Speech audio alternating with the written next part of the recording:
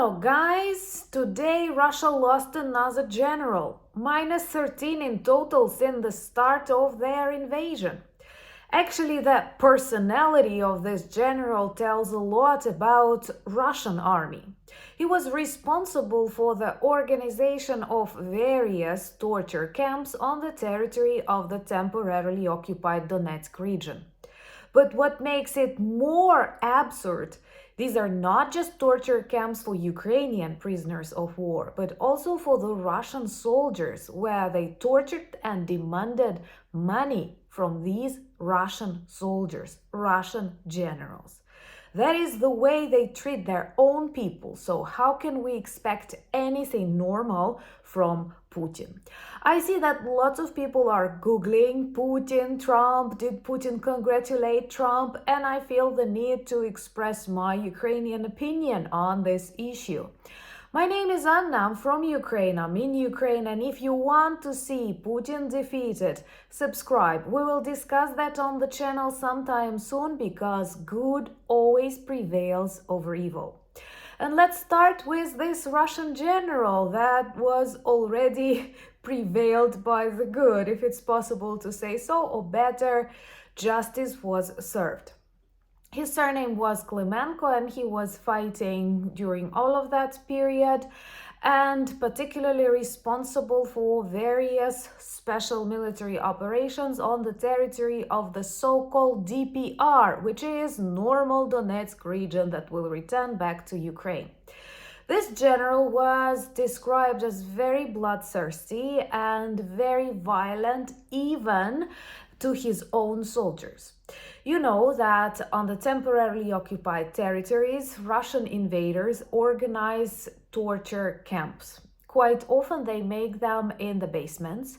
And just imagine, in a basement of an ordinary apartment building, there can be an awful torture camps where hundreds of people were killed, but not just killed, tortured. This is what happens on those territories that are given to Russia. And that's why not an inch of Ukrainian territory can be given to Russia under any conditions, never. Because it's not the territory, it's people, their lives, and awful things that happen to them there. But justice was served, and this general is somewhere in the hell, tortured by other specialists. And I think that in total, Russia has lost a lot. And I'm not just speaking about soldiers, infantry, North Korean visitors, but specifically about their top military commanders responsible for the development of strategies and so on. And sometime soon, I think they will lose their main ideologist responsible for the start of this madness, but supported by millions of similar. In total, 13 Russian generals neutralized, not enough, I agree with you. Russia confirmed 8, but 5 of them do not appear anywhere. And you know it's common practice in Russia to deny any losses or any problems. Everything goes according to the plan. Russian oil refineries on fire, naval bases destroyed, drones traveling all over the big territories, lots of Russian regions a war zone, Ukrainian soldiers control settlements in Kursk, but everything goes according to the plan. Please remember all of these very important facts when thinking whether we should support Ukraine to defeat Russia, because many were observing nervously the results of the US elections as if this war ends in 24 hours. Honestly, I would love Putin to collapse in 24 minutes, but we have to be realistic. And we have to be patient, and most importantly, we have to be united. Subscribe to demonstrate your solidarity with Ukraine, and please help us spread more important messages to the world that is so unpredictable and turbulent right now. I was surprised to learn how many people were actually Googling Trump, Putin, did Putin congratulate Trump? And I do have a question to you. Why is that important at all? Because Putin is a person we should not take into account, and of course not hug him as Gutierrez did. This is no, no, no. And honestly, from what we see, Russia has mixed feelings about the election of Trump, and they try to demonstrate that disrespect by not making a call, not congratulating Trump. And once again, it's not that you support or you like the elected president. It's a kind of respect that is present in the diplomatic circles, and you respect the choice of the people, and that's how people behave.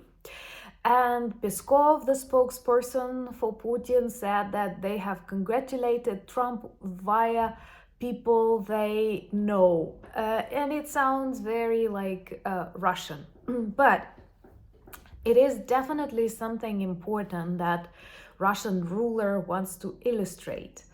I am sure he wants Trump to call him, not to call him himself, to demonstrate that it is Trump who needs Putin, it is Trump who wants to speak with him, not vice versa. Even though it's obvious, if he wanted normal relations, he would try to at least congratulate the newly elected US president, because it's just the way business is done.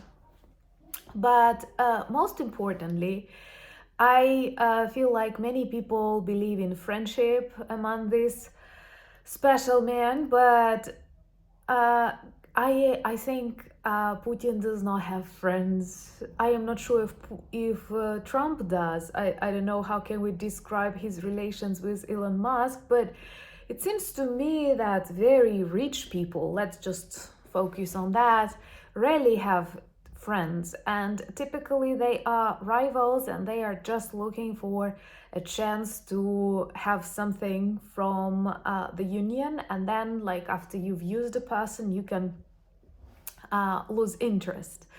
So right now we observe that like it was almost like half a year or more that people were expecting for the results of the US elections. Then there will be months waiting for the new president to come in office.